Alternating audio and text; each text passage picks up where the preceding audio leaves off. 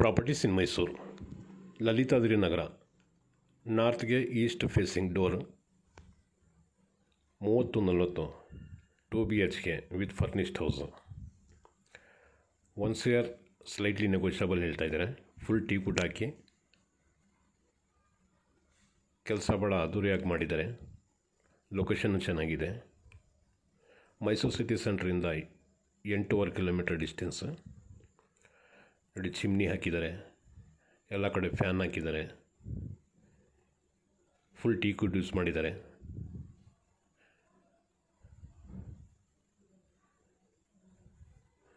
Ring ರೋಡಿಂದ just near.